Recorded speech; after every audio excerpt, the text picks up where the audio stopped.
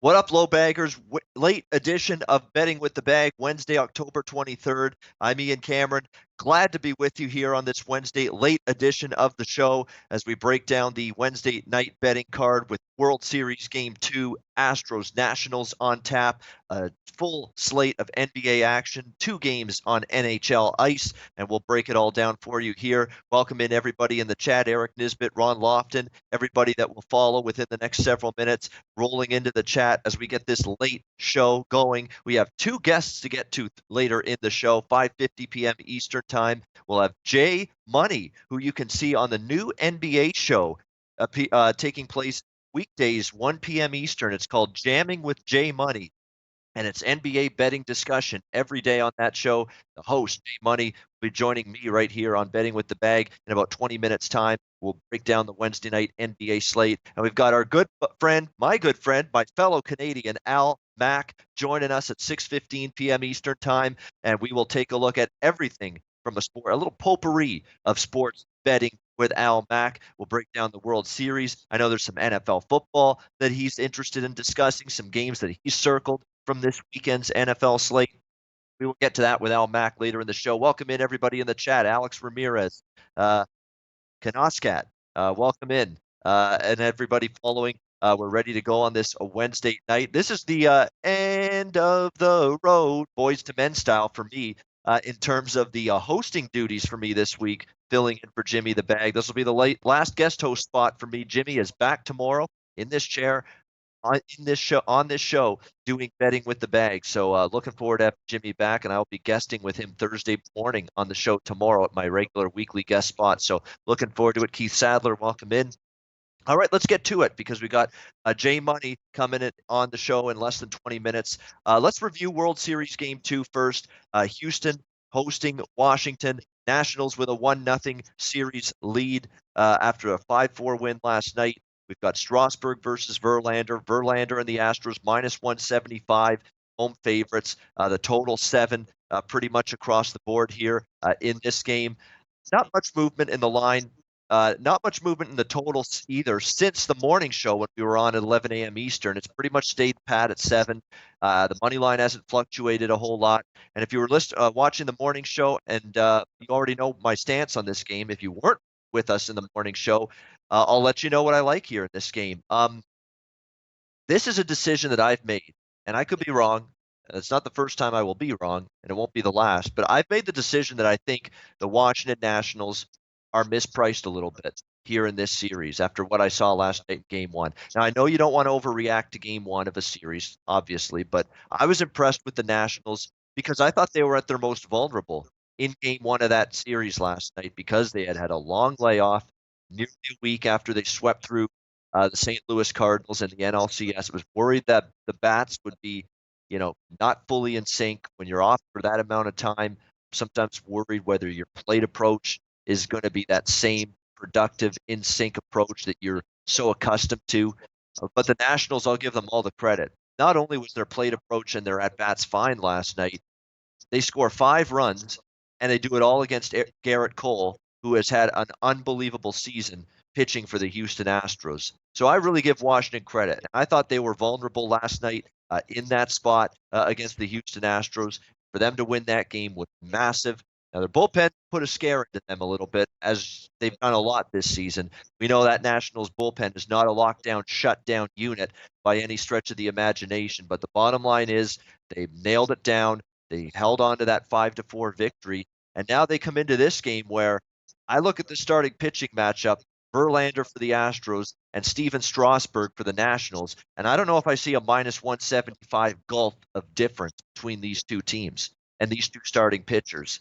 And I mentioned on the morning show this morning when saying that I was definitely looking at Washington first 5 innings, which you can get at plus 140 right now on the money line. When I mentioned that bet, and I am on that bet, that's an official play. I'm on the Nationals first 5 money line plus 140. I mentioned coming into the morning show, coming into this game tonight, that for as good as Justin Verlander has been this season, for as good overall as his win-loss record's been in the playoffs, in the postseason, the World Series, if you just segment out the World Series pitching performances of Justin Verlander in recent years, not anything to write home about by any stretch of the imagination.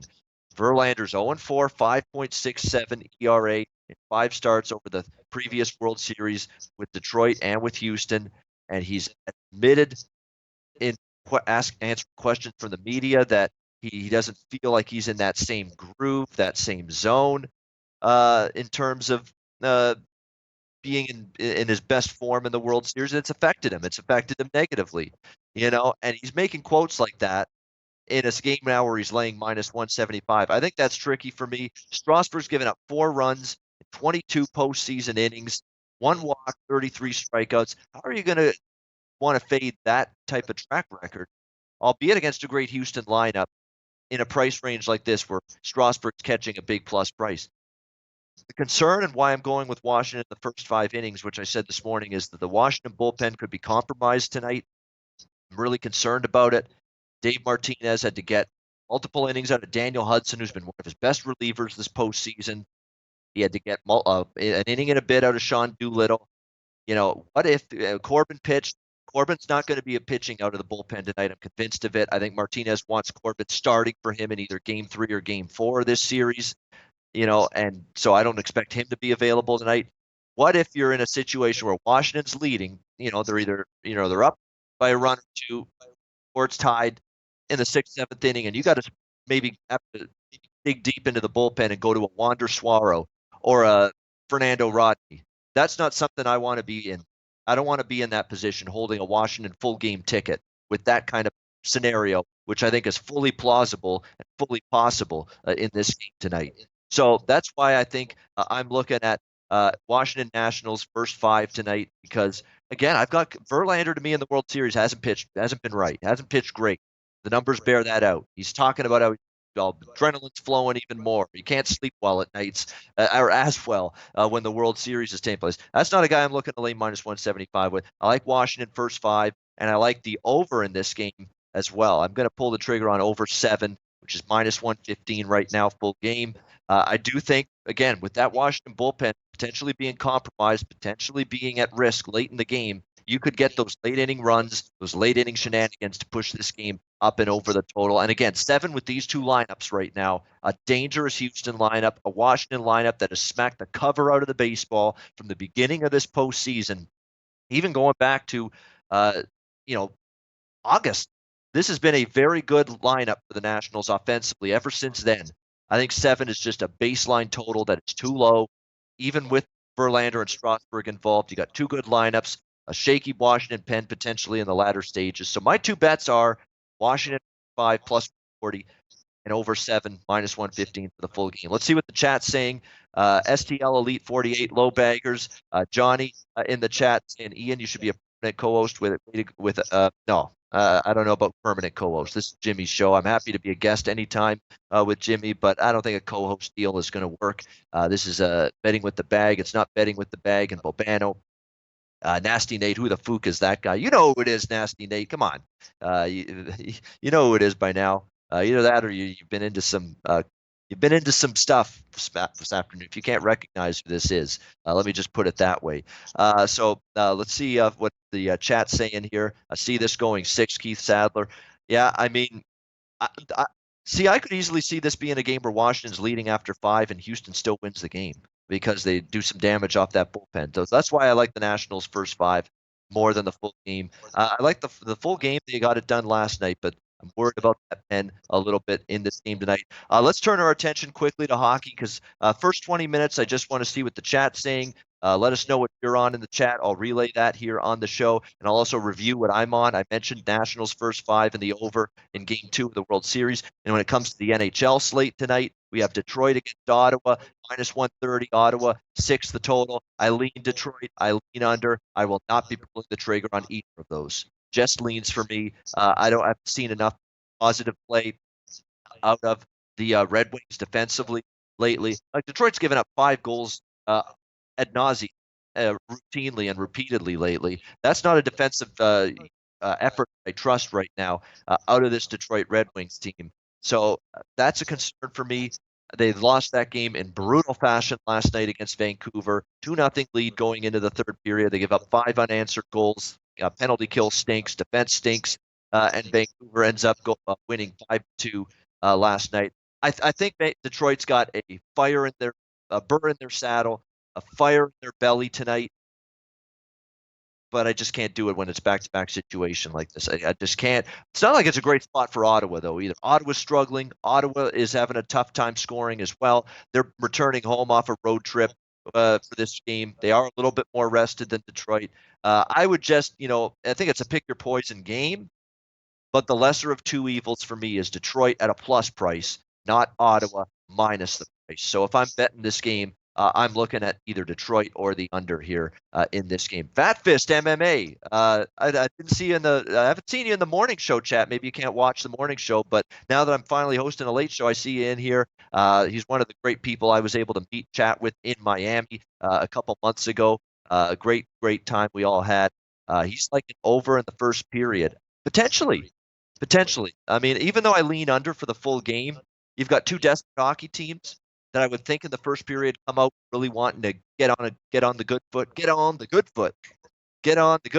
I think both of these teams want to get on the good foot here tonight because they've been struggling. They haven't been getting wins. They haven't been scoring offensively. Maybe you get that faster pace. We got to find the back of the net quickly and early in this game type of pace start from both the Red Wings and the Senators in this game. So I wouldn't talk you out of first period for 1.5.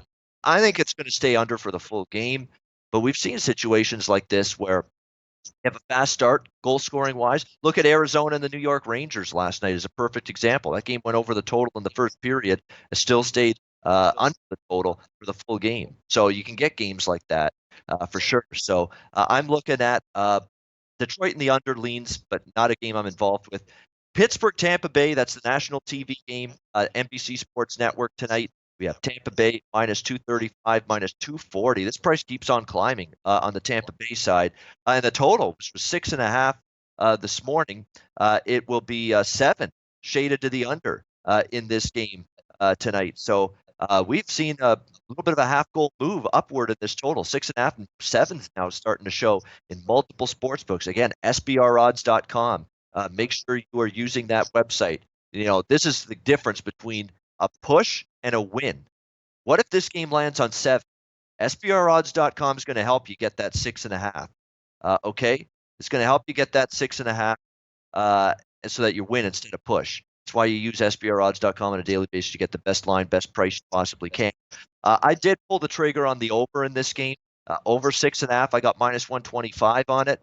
It's minus 140 almost. Chris, it's 7 in some spots. I think it's a breakout game for Tampa Bay to just light the lamp. A tired, depleted, shorthanded Pittsburgh team. Usually when you're dealing with fatigue and when you're dealing with a couple of key absences and playing the second night of back-to-back road games, your lapses tend to show up more on the defensive end of the ice than they do at the offensive end of the ice. And I think Tampa Bay could be the beneficiary of that. A spot perspective, it's a Tampa spot. I said that this morning as well about this game. Pittsburgh's injuries are starting to finally catch up with them. They had a beautiful run, manning together, bolstering together, playing over their heads with Malkin out, with Bukestad out, with Galchenyuk out, with Rust. That's 4 pretty solid forwards out due to injury lately for this Pittsburgh Penguins team.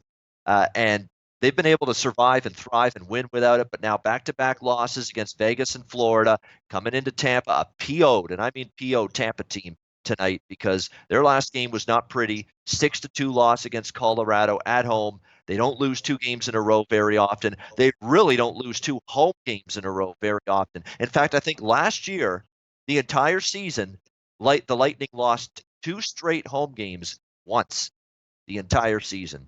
One time did they lose 2 straight home games last year. So that I think I'm looking at a situation here where the spot screams Tampa Bay. Absolutely, it does. Having said that, I'm not in love with laying anything with Tampa Bay at this price. I look at this as a game where even the puck line on Tampa Bay is not a great value at around even money. The regulation line is sky high, upwards of minus 180 in some spots. The value's just not there. It's a great Tampa spot. I don't think it's optimal value. Tampa team total over 3.5, which is around minus 150, is probably as close to the best option as I can see right now to tackle getting after Tampa Bay in a prime bounce back bet on spot like this. But it's not anything I'm rushing to bet. That's for sure. I do like the game over the total though, because for as much as it's a bounce back spot for Tampa, their defensive play's been horrible of late, and their penalty kill guys, the Lightning PK lately, it's been so bad. It's almost like, you know what? When you take a penalty, Tampa Bay, never mind giving the other team the 2 minutes on the power play. Just give them the goal. Just put the goal on the board because you know it's coming. You know the goal is going to get scored on you against this Tampa Bay penalty kill. That penalty kill for Tampa Bay was absolutely freaking brutal so far this season, and it hasn't really gotten better. They've talked about improving it, talked about shoring it up, they've talked about getting it better, working at it, but I'm going to have to see evidence that it can get better. And I don't know if Pittsburgh still has, they have some forwards out, but you've still got Sidney Crosby, you've still got Jake Gensel, you've still got some guys that can bury you on a power play if you take too many penalties and you have a weak penalty kill. And that's the thing that keeps coming back to me here. I can't see Pittsburgh completely getting blanked, even though if Tampa Bay comes out guns blazing and firing and all angry and ready to bounce back strong after the Saturday game against Colorado. So that's why I like the over full game 6.5 here, minus 125. Again, shop around, see if you can find that 6.5. Fat Fist Nick saying minus 130. Me, Bogana with the Tampa team total over 3.5. That's why it's important to shop around and get the best number. JP Jimmy is in Panama. He's been off for 3 days on vacation, much deserved vacation. Because I'll tell you what, after hosting the morning show 3 times this week and the late show tonight, I understand the work and the time you put in hosting this damn. Like you put in a lot of time for sure, and getting drained. Try doing this show 5 days a week and twice each day. Try doing 10 shows each week. That's what Jimmy does each week with betting with the bag. And so when he wants holiday time and a little R&R time and a little vacation, who the hell are anybody to bitch about it with him? He works his batoot off. He works his tail off doing this show every single week. So he's earned the time off. I'm happy to fill in for him. He'll be back tomorrow, though, guys, on the morning show and the late show. And I think that's going to be the plan for him, Jimmy. The last I talked to him is he's going to be this is going to be his last vacation time for a while, so he's going to be locked in. Ian's worn out. Okay, I'm a little worn out, but no, I'm okay. I'm doing fine. Not applicable, honestly. I'm not. I'll make it through. No question about it. When you're not used to doing all this talk time and 1 hour shows like this, it does take some time to get used to. See, Jimmy's done it for so long; he's used to it. It's like an old hat for him at this point in time. In this point, so it looks like we are might be arranging the guests for the show. We might have Al Mack on first. Jay Money won't be around until later in the show, so we'll see if we can try to get Al Mack on the show now or within the next 5-10 minutes, because Jay Money was supposed to join us right around now. We might get Al Mack on instead if he can be on now, and we'll get to Jay Money with the NBA later on in the show. All right, let's see what the chat's saying. NBA Thunder +9, says Randy Lockhart. I don't want any part of OKC. It is a lot of points. I get it, but and you always worry with teams that make these changes, like the Utah Jazz have made. Are they ready to click right away in the very first game of the season? But I'm looking at this as a situation for me where Mike Conley's such a great ad for this team. He really, really is.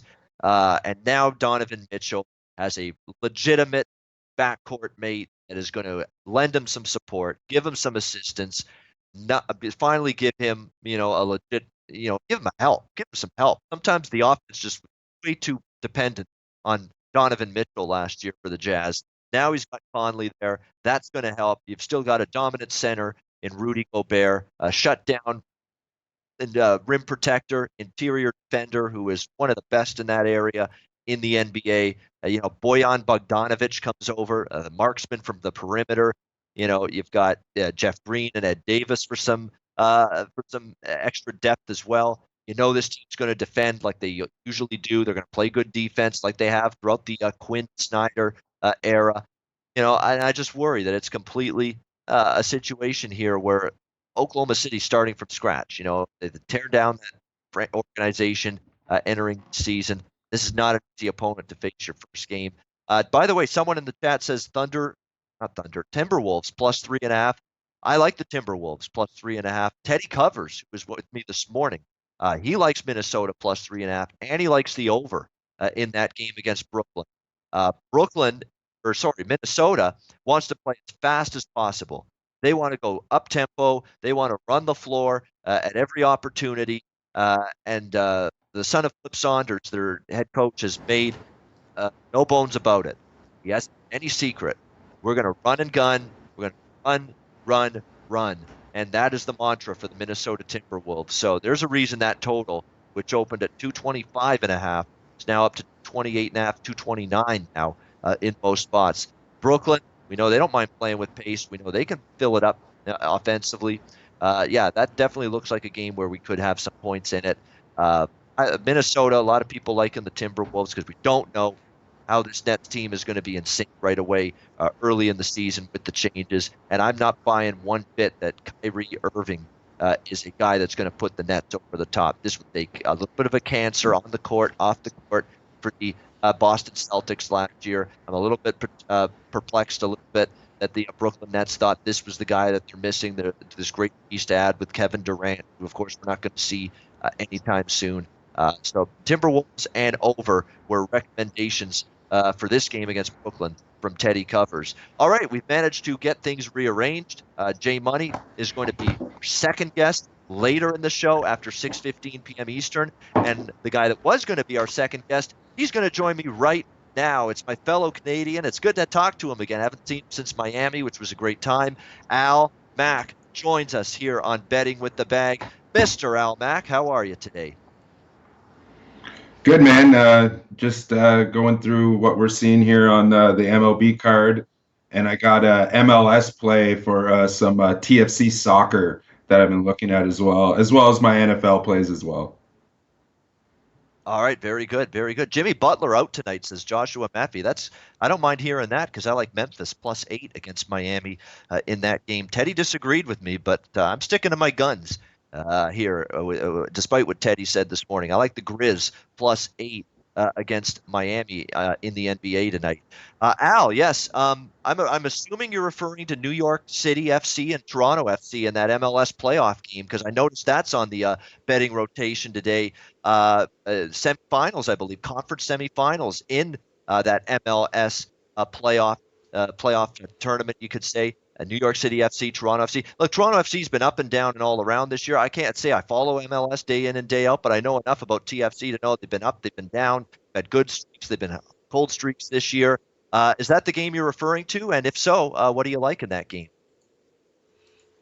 Yeah, I really like. I think that this is just going to be an emotional reset for TFC. I attended the game, the quarterfinal game against DC. That was wild.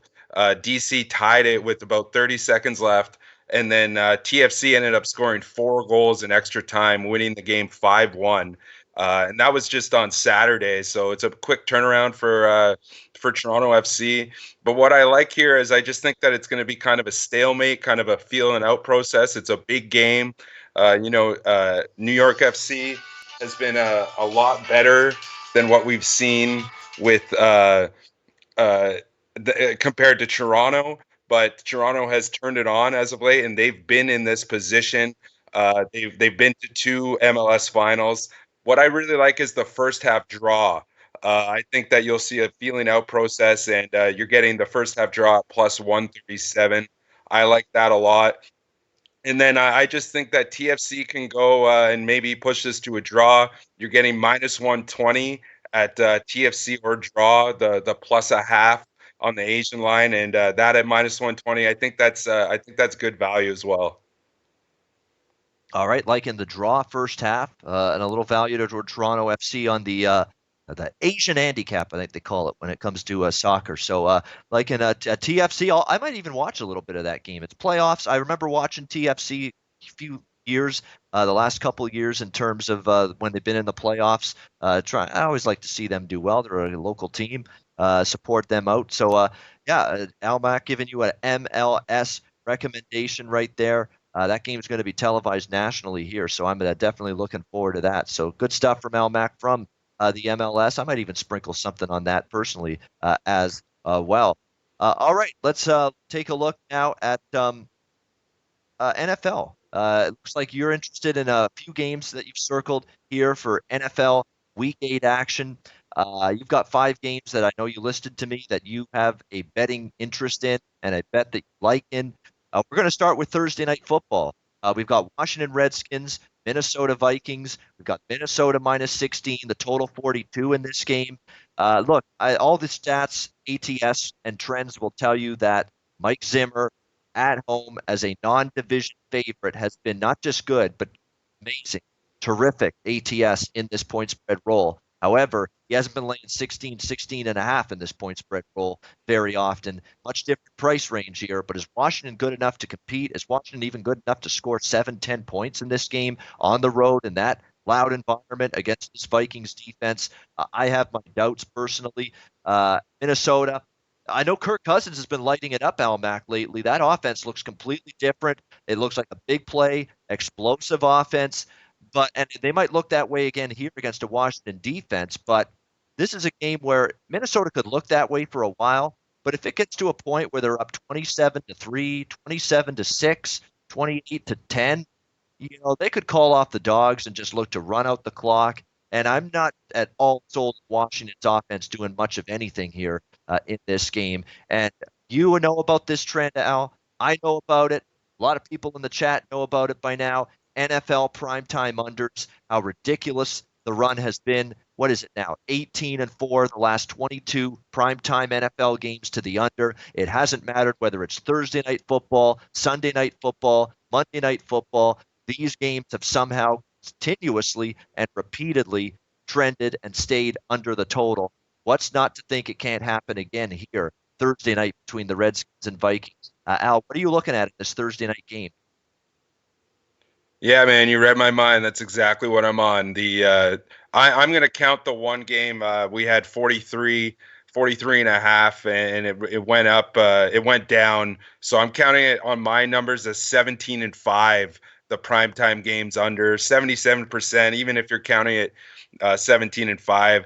I don't think Washington could score more than 10 points on Minnesota. Minnesota has only allowed 17 and a half points per game so far. Minnesota's allowed 25.2. I don't feel comfortable laying 16 or 16 and a half at all, but I think this is just a dead under. I think this might get to 27-3 or 27-10 or something like that, and then they'll take their foot off the gas. The thing about this is don't bet it now. Sit back, because you'll probably see a lot of people with that high spread and the low total. You'll probably see a lot of people do that, the correlated ATS and over, and I think that's not a good play here. I just don't think Zimmer's going to want to put up margin. You got Thielen out. I think they're going to play conservative football, maybe a little vanilla offense at the end.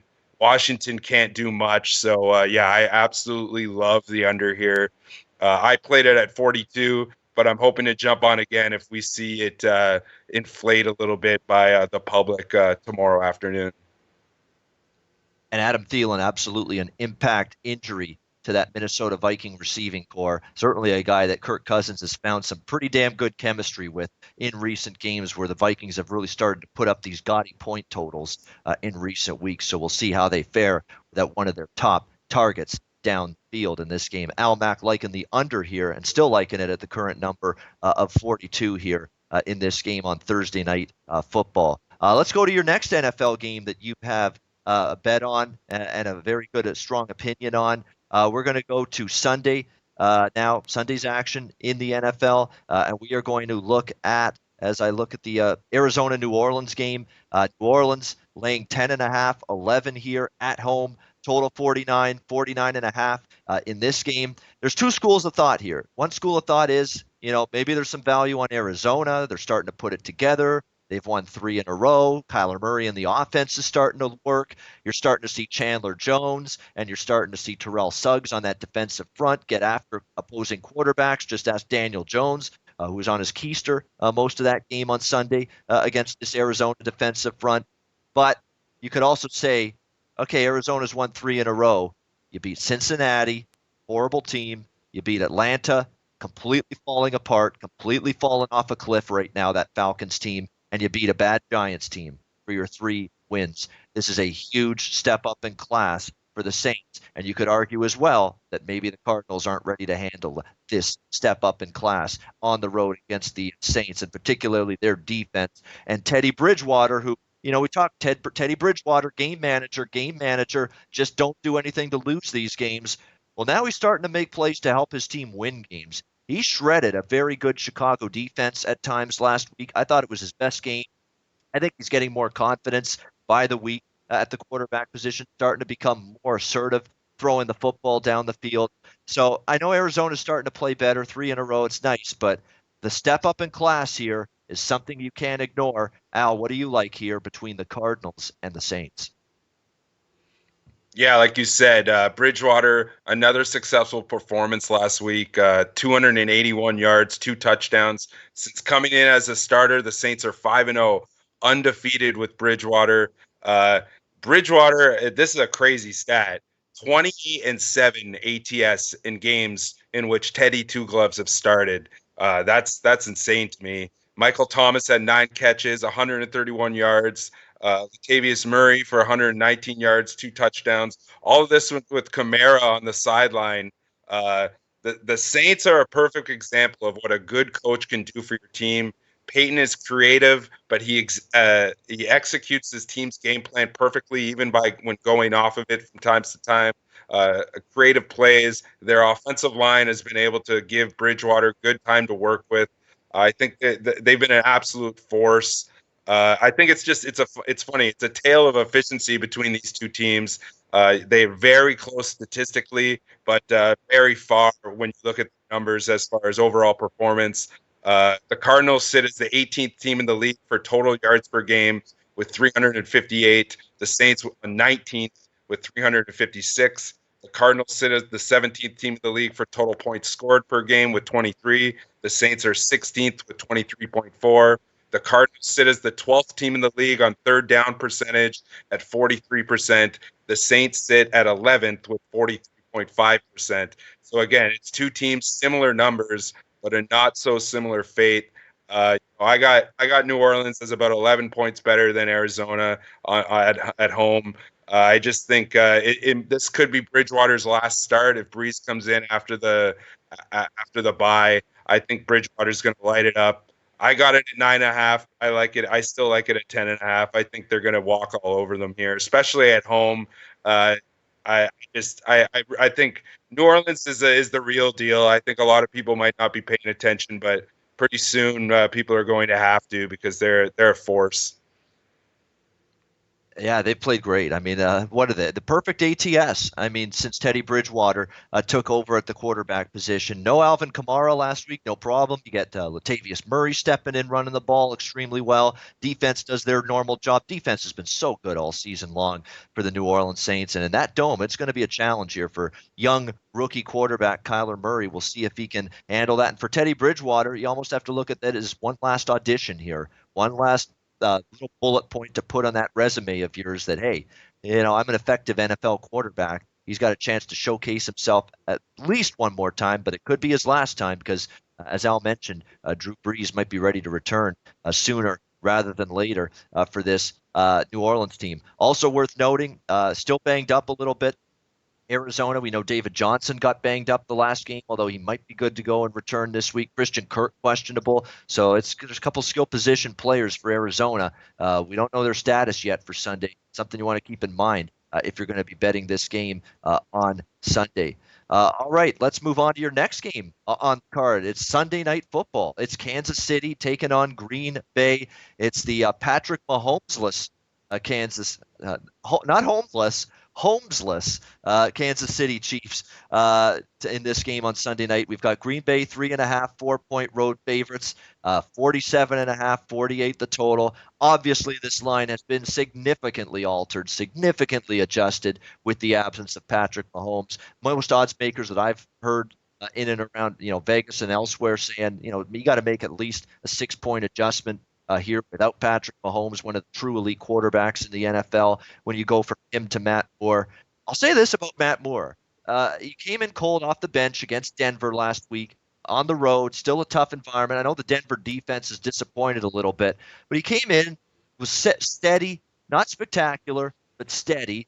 Made the big touchdown throw to Tyreek Hill that really put that game out of reach and put that game away for Kansas City last week. He's not hopeless. He's not inept, but he's no Patrick Mahomes. And I think we're going to find that out now for the course of a game. Now there's some film on him. We'll see if Green Bay's defense, which actually has had a pretty good season overall for the most part, has it in them to neutralize obviously a Chiefs offense, which still battling offensive line injuries, still dealing with guys questionable, Sammy Watkins and the like at the skill position talent group, and now you got Matt Moore in there. So this will be an interesting game to watch and gauge just how Matt Moore can play here against this Green Bay defense. And on the flip side, you do have to be somewhat concerned that this Kansas City defense, which is still a little bit susceptible, is going up against Aaron Rodgers and a Green Bay offense that's still very, very capable, very, very potent. You see what he's doing. Alan Lazard's of the world, Marquez Valdez-Scantling stepping up. Even without Devontae Adams, he's been able to find receivers down the field to step up and make plays in the passing game. It's been very impressive. Aaron Jones running the ball. This is going to be a challenge here for this Kansas City defense. You like the total in this game in particular, Al. What are you looking at here with this one? Yeah, like you said, I think Matt Moore was still serviceable. He came in for relief, 117 yards, 1 touchdown, threw 10 for 19. Look, I think as long as Moore can keep his steady arm and throw the long ball from time to time, I think people are undervaluing the offensive ability of this Chiefs team. You got Kels, 541 yards. Hardman, 319 yards, 3 touchdowns. Tyreek Hill, 3 touchdowns, an average of 17 points per reception. After going through it, looking at all the numbers, we talk about, the Chiefs defense being not that good. You look at the numbers, though, they allow 377.4 yards per game. The Packers actually allow more, 381 yards per game. I just think that this is going to be. I really like the under here. You're going to add in that the primetime lights. You're going to add in that trend.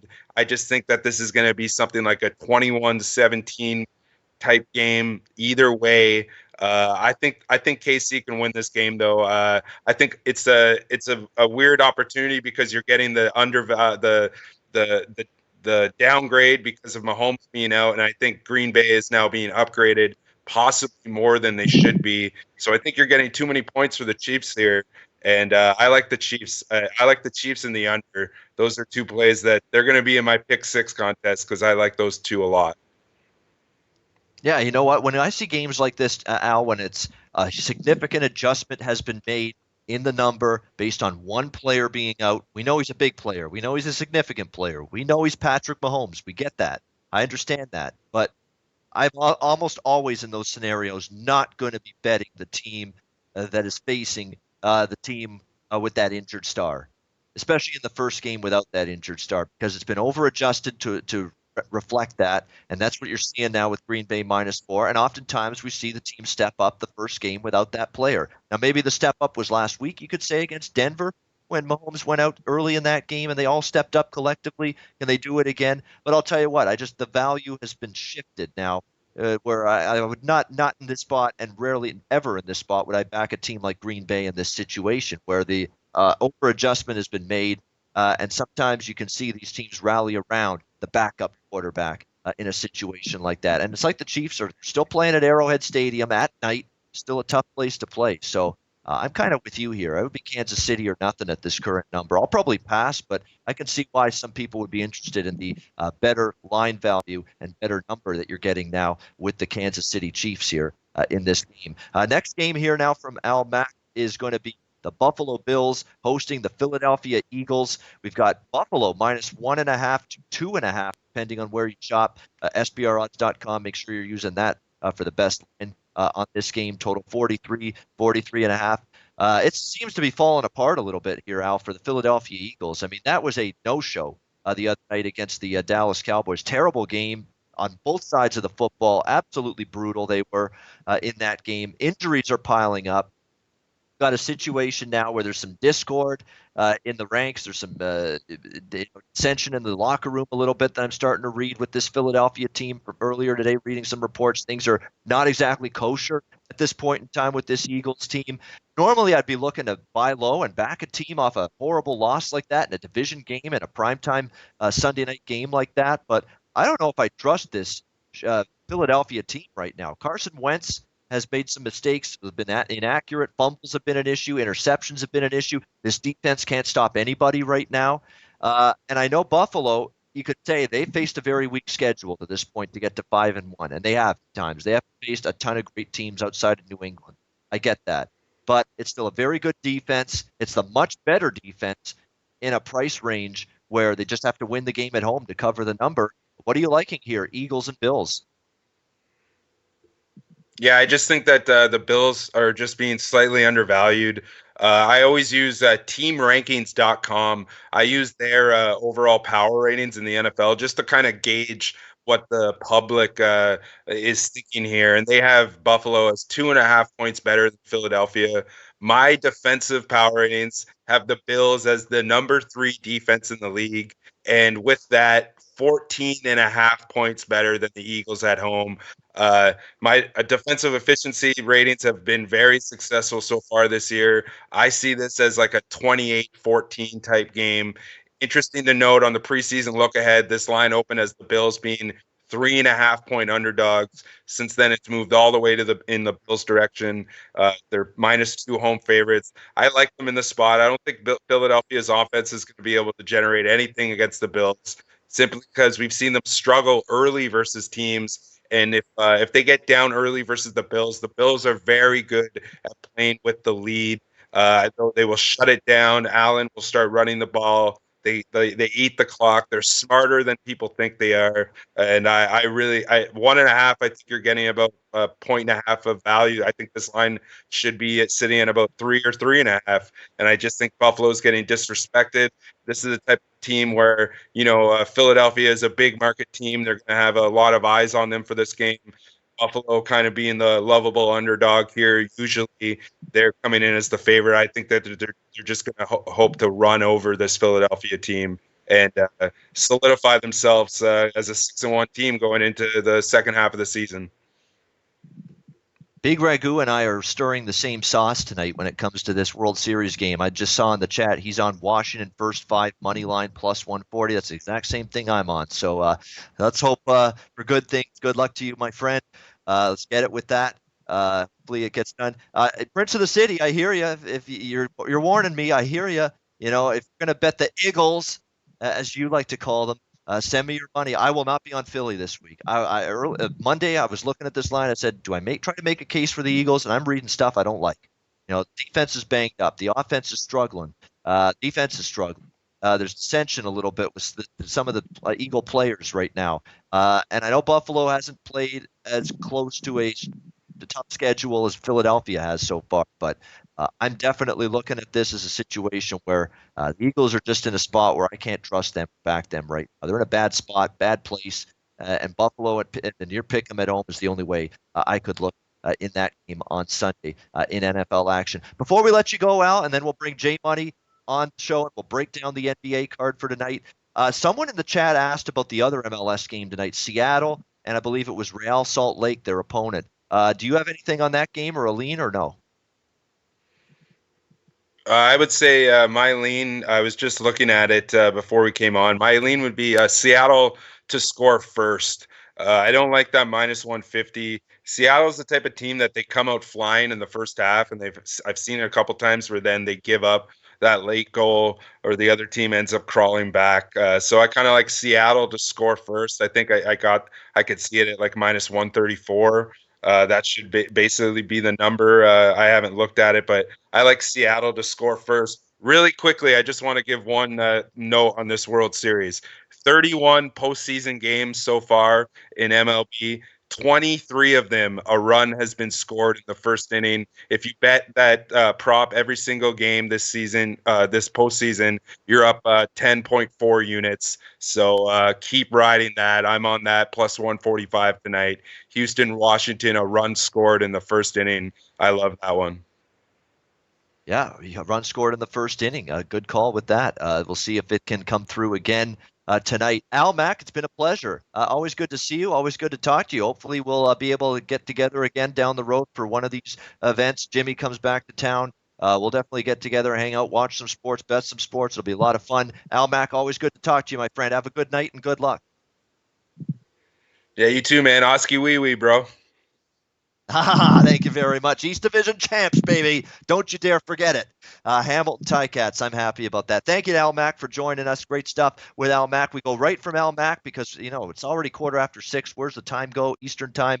We got to go to Jay Money, is Money, in the NBA. And by the way, check out his new daily show, Jamming with Jay Money. NBA betting show right here on the SBR YouTube channel, Monday to Friday, 1 o'clock p.m. Eastern Time, 10 a.m. Pacific Time.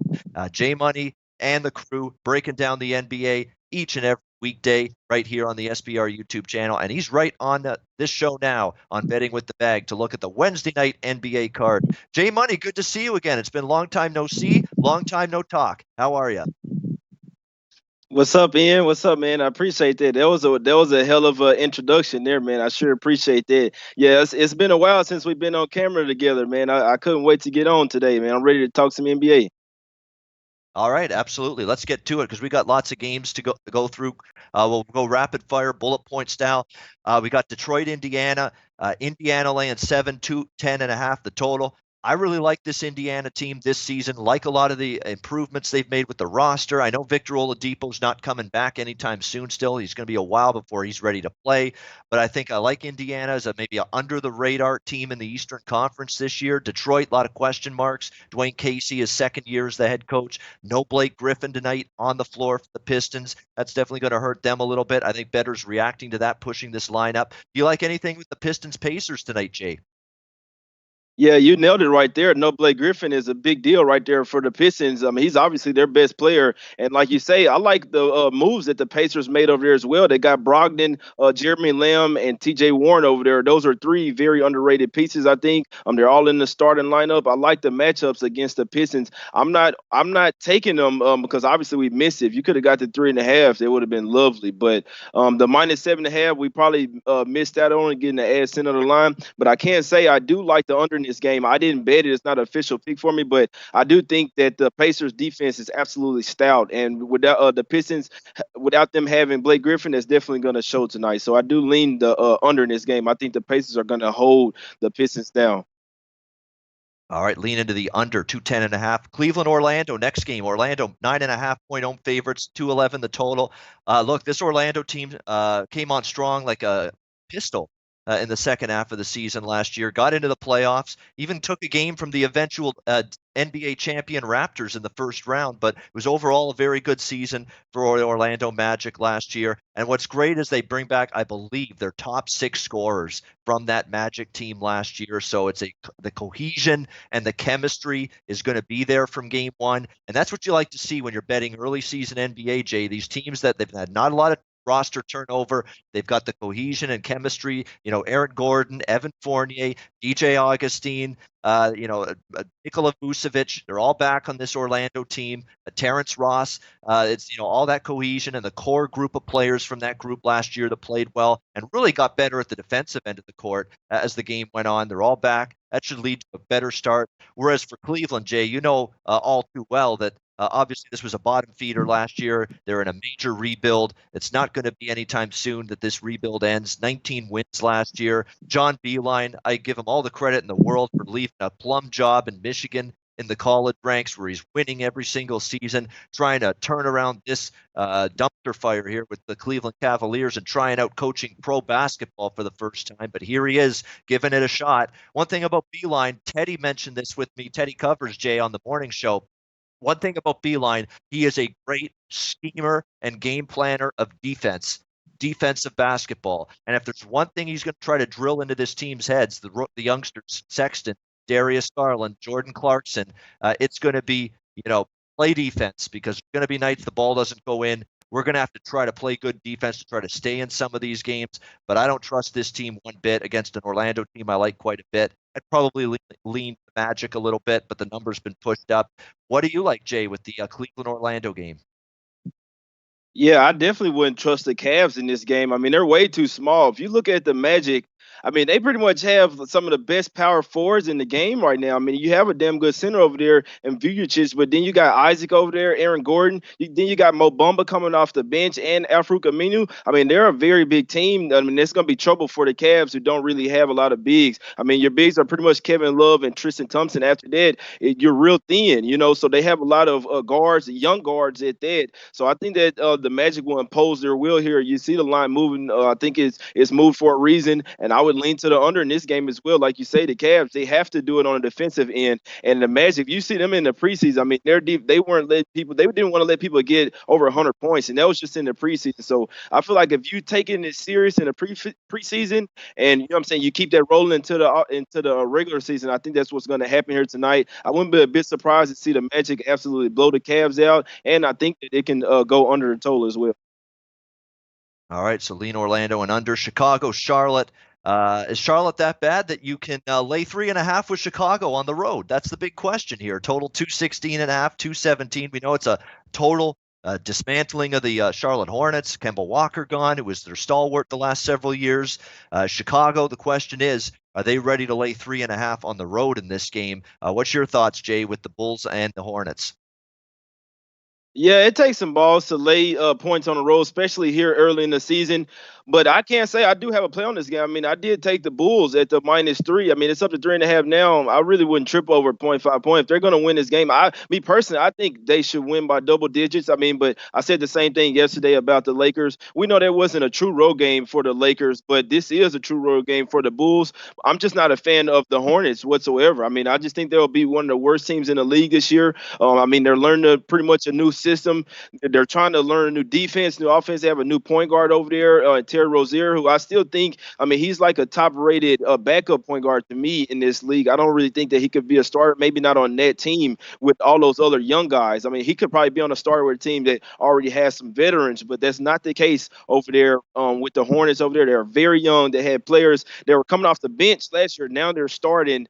They're another team that's really small. I think that the Bulls should get it done tonight, even though they're on the road. It's early in the season, but I just think that the Bulls are the better team, and I'm not scared of the line movement. The line was moving for a reason. Let's just say that. So I think that the Bulls are much better than the Hornets, and I expect them to show it tonight.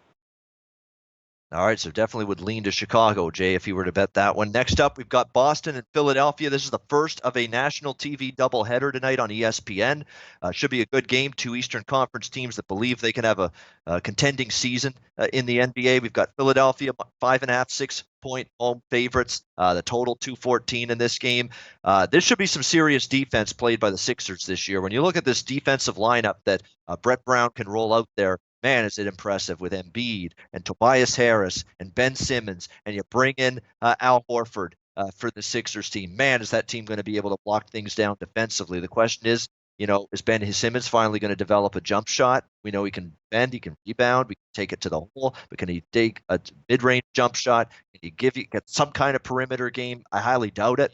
If it hasn't developed yet, I don't know if it will, but he's got to try to work on it. You got to try to try to force guys away from the rim and force you to defend you away from that painted area. And that's going to be the challenge really in front of Ben Simmons. For the Celtics, Jason Tatum, obviously, they get rid of the stench of Kyrie Irving, which I think is nothing but a good thing, if you ask me, for the Boston Celtics with how he drove that team crazy on and off the court. Jaylen Brown, certainly, with the big extension that he got in the offseason. It's a really good basketball game. I will say this. I mean, Philadelphia on paper might be slightly better than Boston to begin the season, but Brad Stevens, one thing I know, and Teddy referenced this morning, Brad Stevens in the road underdog role, catching points as a road dog. He's been very, very good ATS in that role. I know Teddy was leaning a little bit to Boston +6 tonight. What do you say, Jay, about this ESPN matchup tonight? National TV, Celtics and Sixers. Yeah, this is a pretty big game here. We know that the 76ers made a huge move in going over there and getting Al Horford. I think that makes them extremely stout defensively. We know that Kemba Walker went over there to the Celtics. They got Enes Kanter, players like that. But I think Kanter is not really good. He's not a good player that'll match up against the 76ers good. He's not really good defensively, and he's a really small center out there. So, I mean, he's not probably going to be starting. It's either going to be him or Theis. I mean, they're probably going to have to start Theis, but even when Kanter gets in there, he's going to get absolutely eaten up, man. But I see Embiid and Horford eating in this game. On the side, I can make a case for both sides. Usually when I do that, I don't bet the side, but I do think that there will be plenty of defense played here. I mean, both of these teams both of them are elite defensively. They know each other a lot. Both of them focus on defense a shit ton. I would definitely lean the under in this game. You see, it's a low total for a reason. We know that the 76ers like to run and gun, but I just don't think this year they will. I think with them getting Horford over there in the lineup, they're so big that they'll play more half-court offense and obviously lock down on the defensive end. I like both of these teams' defensive schemes. I like this game to go under. Yeah, that's true. I mean, Brett Brown's always played fast, like a rapid fire pace. I mean, in terms of pace, I think they were always top 10, but now you've got some of these big lineups that you're going to have to go with.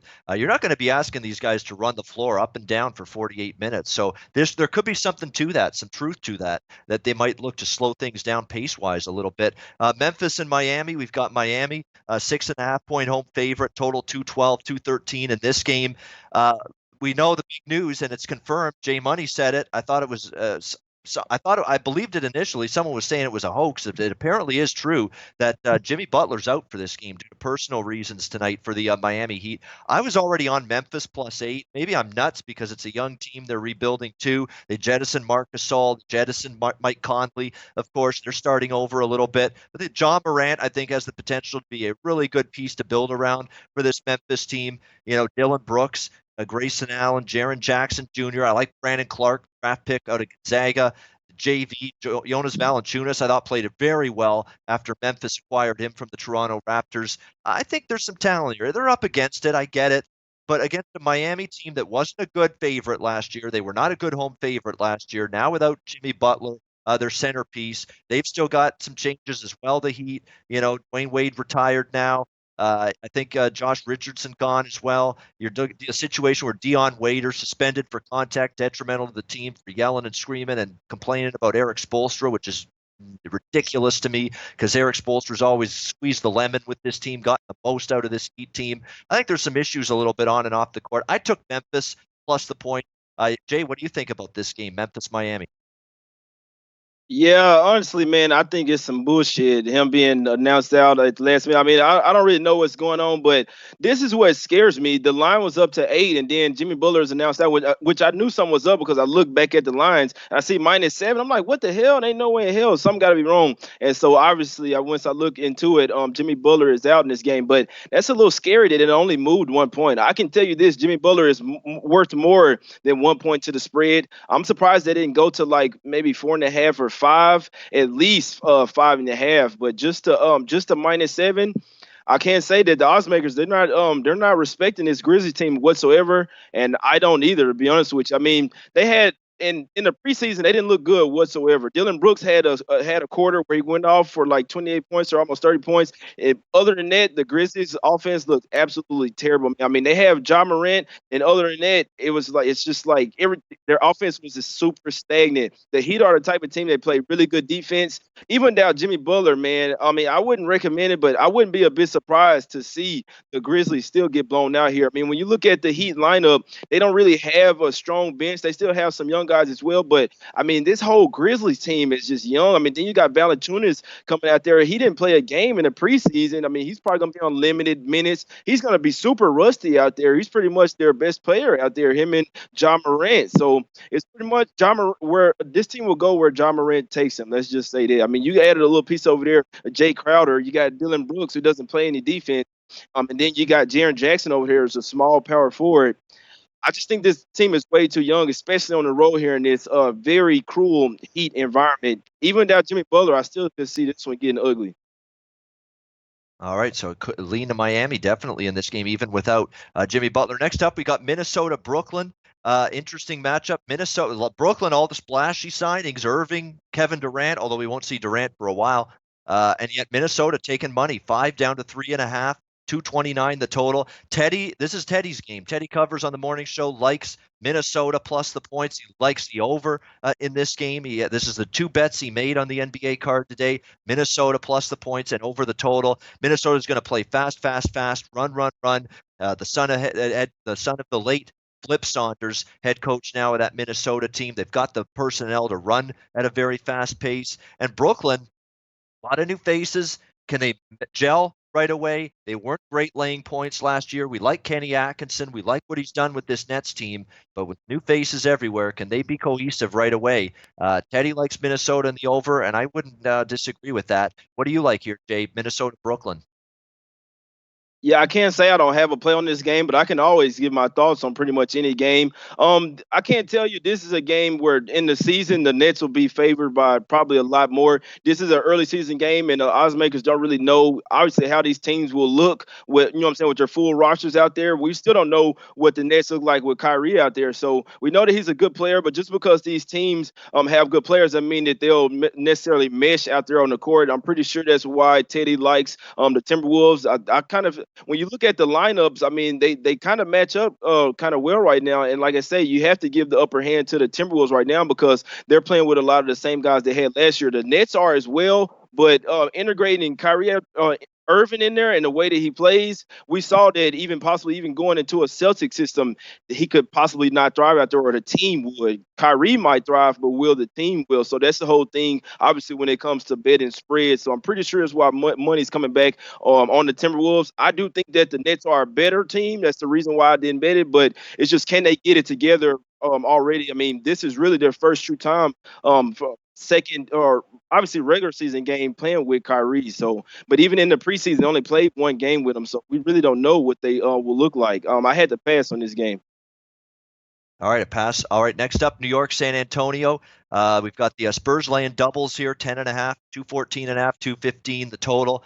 We know the Knicks swing and a miss, struck out on every big free agent that they were targeting in the offseason. It was a massive disappointment. And as Stephen A. Smith losing his mind on the air as a big Knick fan, I don't know if that's true that he is a real Knick fan, but he seems that way. But nevertheless, New York, a terrible offseason. San Antonio, I don't know. I don't love San Antonio. As bad and just absolutely awful as things look for the Knicks right now with this team, not sure I'm in a rush to lay doubles with San Antonio right now in game 1 of this season. What do you say, Jay, about this one? Knicks taking on the Spurs. Yeah, you're right. Yeah, there's no way that I could lay right here with the Spurs. I mean, I think there's too many points, to be honest with you. I think that the Knicks are being a little too undervalued, to be honest with you. I can't tell you that what's not good for them is Mitchell Robinson isn't playing this game. I mean, that's pretty much their starting center. I mean, we know that they would have Portis out there. I mean, they would have Randall out there as well, Randall and Portis. But I think that Portis will be coming off the bench. Obviously, if Mitchell Robinson was here, he's their starting center. Missing him tonight, and he gives them a whole lot of energy. I think missing him tonight is a big deal, but still, I'm still not laying 10.5, 11 with the Spurs. I mean, this might close at minus 11. I might have to throw a little lunch money on the Knicks plus 11. I don't think that they're that bad, and I don't think that the Spurs are that good as they've been in years past. Yeah, they still have some young guys, one coming back from injury, but those other guys are up there in age. I mean, we know Patty Mills, he was spending his whole summer playing overseas, playing in the Olympic Games pretty much. So, I mean, Rudy Gay, LaMarcus Aldridge, they're starting to get pretty old out there, man. again. The Spurs are, so I'm not ready at all. I definitely would have to take the Knicks at this number, even without Mitchell Robinson. I mean, they still got Portis and Reynolds that's going to have to try to get some boards or battle down low down there. But I think that their guards can keep them in this game if they can play some defense. Yeah, that's kind of how I feel, Jay. It's not a ringing endorsement of New York plus the points. It's more of we really don't trust San Antonio here, laying 10.5 here in this game. So maybe we take a little small flyer with the Knicks. Washington, Dallas, Wizards and Mavs. Dallas laying 9.5, total 220. All I keep hearing out of Dallas, Jay, is that there are a lot of positive quotes coming out of Dallas. Of course, speaking of the Knicks, they now have former Knick Kristaps Porzingis. Of course, Luka Doncic had a tremendous season last year with the Dallas Mavericks. They'll play together and form a pretty interesting, fun duo to watch on the court. Rick Carlisle, great bet on quote from him, or at least a positive quote saying, you know, we've got a good group. They've had a great camp. They're doing a lot of things together on the court and off the court, which is great. They've got the veterans around to help the younger players. JJ Barea, who seems to can't stay healthy, but he's a veteran. He's back again on this team after the Achilles injury from last year. A lot of praise for this Wizards team, but are we ready to lay 9 with them here against a Wizards team that still has Bradley Beal and company? Be starting the season without John Wall, obviously, but obviously a lot of people high on this Dallas team. Are you high on them tonight, Jay, against Washington, laying 9? Yeah, and it gets tough, man, especially when you get into these lines late. I mean, this opened up at 7.5, and then when they want to really, really put it out, then it was 8.5 when they put it out everywhere. Now I'm pretty much touching 9 or still 8.5. I can't say I don't think that this game will be close. I mean, I can't disrespect the Wizards this much. I'm not a fan of their team whatsoever. I can tell you that there's another team that is extremely small, and I do think that Kristaps Porzingis and Luka will be a pretty damn good tandem this year. I think that the Mavs might make the playoffs. I know that the West is pretty deep over there, but if these two guys can stay healthy, I think that this they can take this Mavs team far. You see, they got DeLon Wright over there. You know what I'm saying? He's a nice little lefty guard over there. They got Dorian Finney-Smith that's been over there for about 4 or 5 years. Got little guys like Seth Curry, still Tim Hardaway Jr. Can't forget about him. He came in a Knicks trade as well. He can make some threes, get his own buckets out there. I think that a lot of people are sleeping on this Mavs team, and I think a lot of people forgot all about Porzingis, man. I really think they did. Obviously, he hadn't played in a year and a half. He's back and he's healthy, and they might try to come out here and blow the doors off the damn Wizards, who I'm not a fan of. This is another super young team. I'm not a fan of their coach, and they're super small. They don't have a true center. Thomas Bryant, are you fucking kidding me? Are you kidding me? The Wizards could get killed here. Yeah, I agree. I mean, it's just a question of value. You want to lay 9 with Dallas in game 1, but that would be the only way I'd look, that's for sure. Oklahoma City, Utah. Utah laying 9, 221 the total. I did lay 9 with Utah. I love everything about Utah. Now, are they ready to gel right away? I don't know. This is more bet on Utah and bet against Oklahoma City, who's tearing things down, starting from scratch. Obviously, Westbrook gone. They've jettisoned everybody. Utah, they bring in Conley. Finally, some support for Donovan Mitchell offensively. They're going to play great defense. Rudy Gobert patrolling the paint again. Phenomenal. Just outstanding basketball team, Utah. I mean, I think when you look at it, I know the LA teams will get hype. Houston will get hype. Golden State will get hype. Utah's right there with a lot of those teams, in my opinion, and I think they're going to be a team to watch this year. Jay, you got any thoughts with Thunder and the Jazz? Yeah, the Jazz are going to be a really good team this year. Their defense doesn't look the same whatsoever. I mean, I don't know how you get Mike Conley over there, and who's a defensive guard, and pretty much everybody else is the same team. And your defense looks absolutely terrible in the preseason. I mean, it was just preseason, but there were still teams that were playing defense, and the defensive teams that were in dress rehearsals in the preseason, they were still playing D. And the Jazz, I mean, they were getting torched, man. Even when they had their guys out there, that scares me in this game to be laying almost double digits. I'm not a fan of OKC whatsoever. They still have some guys. Paul is definitely on the downswing. They still got Shane Gillis Alexander. Then they got Gallinari. Then they got Steven Adams. But I still just don't think that they have enough offensive punch in today's NBA. You know what I'm saying? They're going to have to try to go the defensive route. I hope so. Other than that, man. But I do. It's even though the Jazz haven't been playing really good defense, and they've been running up and down the court, I still would have to lean to the under here just because I don't see where the Thunder points come from. I just don't see them. I mean, maybe they have tried to run pick and roll with Paul and Adams all day, but I mean, Gobert gonna be shutting all that down, man. I don't have a play in this game. I can't lay it with the Jazz, but later in the season, when I feel like they're ready and they're used to playing with Conley, it's games like this that'll get real ugly real quick.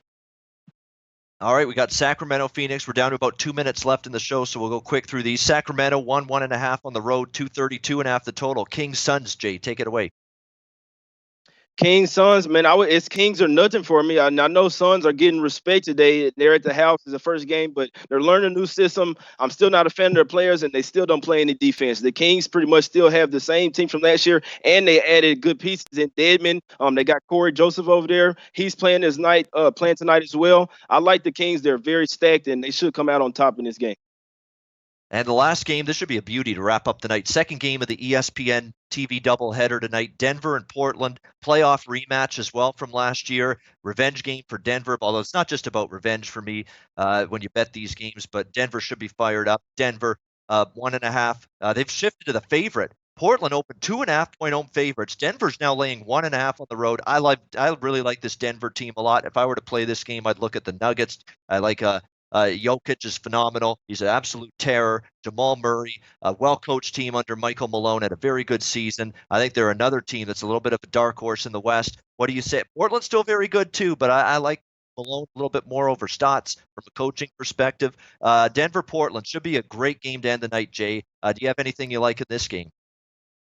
Yeah, it's a damn good game. I can only look towards the Nuggets in this game. I want to bet them. I do think the Nuggets obviously are the better and deeper team. This is playoff revenge. It doesn't always matter, but it does matter when you lost the way that the Nuggets did. They were up 3-2, and then they was up 16 in Portland in Game 6, and they end up losing that one. Then you come back to the house in Game 7. You were up 10 in that game, and you lose that one as well. These type of teams think about this all summer. They already beat them twice in the preseason. I still like the Nuggets, but the Blazers have been so good in opening night games at home. They hadn't lost one, I don't think, in the past 4 years. I just couldn't bet against that. But let me just tell you that the line is moving for a reason, and the Nuggets are the better team, and they will still have that in their head about that playoff loss. I still think the Nuggets will get it done, but I couldn't ignore the Blazers' track record in the first game of the season. Amazing. Great job, Jay Money. Amazing. We blasted through every game on the Wednesday NBA card.